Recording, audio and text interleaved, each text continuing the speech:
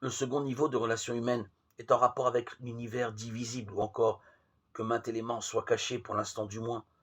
Nous scrutons la création matérielle, nous l'analysons, nous la façonnons, nous la transformons, ce qui est une certaine manière d'entrer en relation avec elle.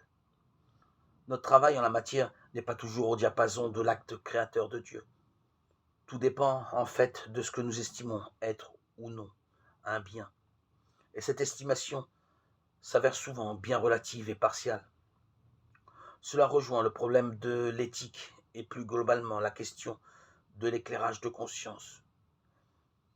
L'exemple fort actuel des manipulations génétiques est significatif. Il s'agit en soi d'un progrès extraordinaire, mais dont l'usage ne constitue que pas systématiquement un bien pour l'humanité, loin de là.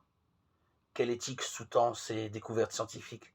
Permettent-elles à l'homme d'être vraiment co-créateur avec Dieu? Le progrès est en lui-même un acte co-créateur, mais seulement à la mesure du sens que l'on confère à son utilisation.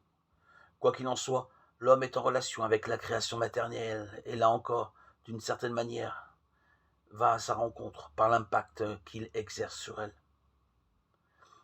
Il existe toutefois une réciprocité car la création matérielle a également un impact sur la vie humaine, constituant pour elle comme un écrin, un milieu vital, contenant d'innombrables repères, sans lesquels notre existence ne serait pas viable. Non pas seulement qu'elle nous soit nécessaire parce que nous en tirons nos moyens de subsistance, mais par sa présence elle-même. Nous avons besoin d'elle et de notre relation à elle pour être et demeurer qui nous sommes.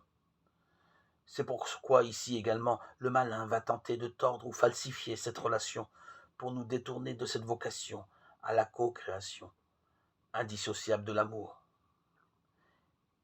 qui est celle de tout homme, chacun selon ses talents, car il n'existe nul homme qui soit exempt de disposition en ce sens, puisque tous sont en relation avec l'univers.